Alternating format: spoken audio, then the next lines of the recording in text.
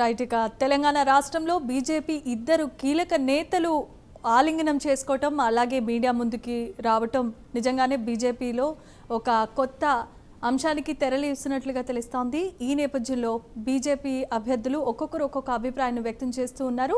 ఇదే అంశానికి సంబంధించి మనతో మాట్లాడడానికి రాకేష్ రెడ్డి గారు, బీజేపీ ఆర్మూర్ ఎమ్మెల్యే ఉన్నారు. నమస్కారం రాకేష్ రెడ్డి గారు. నమస్కారం అండి. నమస్కారం.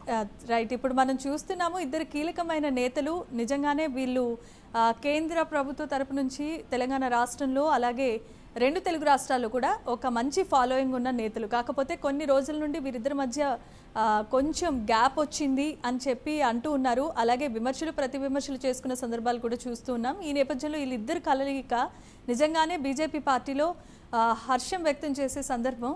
అలాగే ప్రతిపక్షాలకి అధికార పార్టీకి కూడా ఒక షాకింగ్ న్యూస్గానే ఉంది. దీని పట్ల మీరు ఏమంటారు?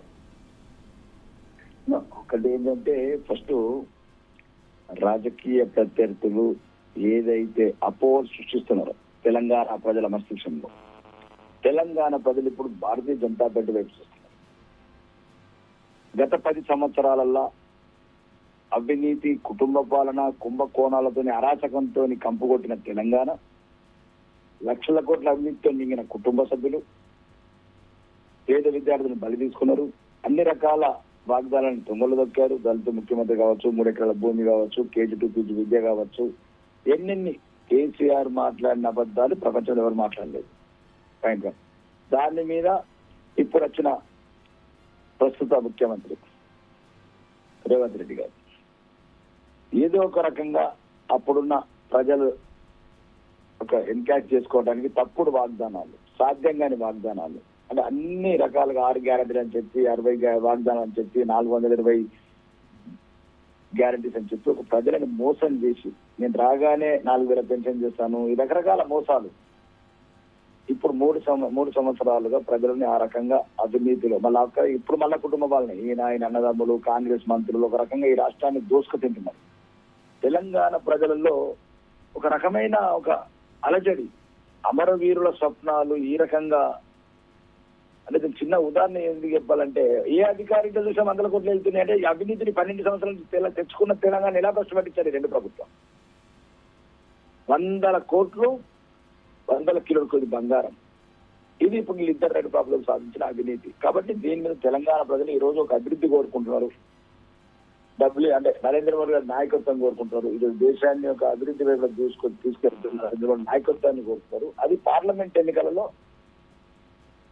అంటే ఆ రిజల్ట్స్ కనబడ్డాయి. 35% ఓట్లు, 8 పార్లమెంట్ సీట్లు, లక్షలాది మెజార్టీతో గెలిచారు పార్లమెంట్ సీట్లు. ఈ మధ్యన ఎప్పుడైతే వెస్ట్ బెంగాల్ కావచ్చు, అస్సాం లాంటి చోట కావచ్చు, అన్ని చోట్ల ఏదైతే కాషాయం రెపరెపలాడుతుందో, విజయ దుందుకు మోగిస్తుందో, కాబట్టి ఇక్కడ వణుకు పుట్టుకుంది ఈ అవినీతి పార్టీ, కుటుంబ పార్టీకి. కాబట్టి ఏదో ఒక రకంగా మా దాంట్లో ఉన్న నాయకుల మధ్య ఏం లేదు, విభేదాలు లేవు. ఆ విభేదాలు సృష్టించడానికి ఒక మీడియాని, యూట్యూబర్స్ ద్వారా, దాని ద్వారా, పేడ్ ఛానల్స్ ద్వారా రకరకాల అపోహలు సృష్టిస్తున్నారు. దాన్ని అసలు విడిపోతే కదా కలచడానికి, ఇది పోయింది లేదు. ఈరోజు అందరూ అంటే ఒక రకంగా ఈ అపోహలకు చర్మగీతం పాడడానికి మా అబ్బాయి పండుగ గారు ఏదో కాఫీ, ఏదో లక్ష్మణ్ గారు ఏదో డిన్నర్, లంచ్ ఏదో అరేంజ్ చేస్తారు. రొటీన్ గా పోయినట్టున్నారు. వాళ్ళు రెగ్యులర్ గా కలుస్తారు. ఈటల రాజేందర్ గారు, బండి సంజయ్ గారు మాకు ఇద్దరు ఒక మంచి నాయకులు, డైనామిక్ ఒక మీ చుట్టూ నాయకులు. ఈటల రాజేందర్ గారు సీనియర్ రాజకీయ నాయకుడు, తెలంగాణ ఉద్యమకారుడు, హిందూ కాషాయ బిడ్డ, బీజేపీని ఉరకలెత్తించిన నాయకత్వం బండి సంజయ్ గారు ఒకవైపు.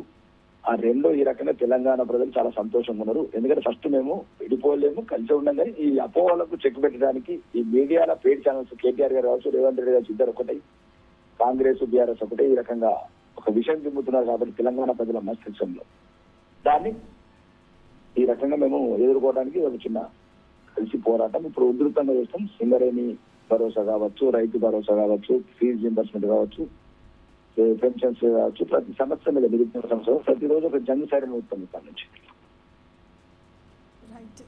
థ్యాంక్స్ ఫర్ ద అప్డేట్స్ అండి. Thank you joining with us Rakesh Reddy గారు.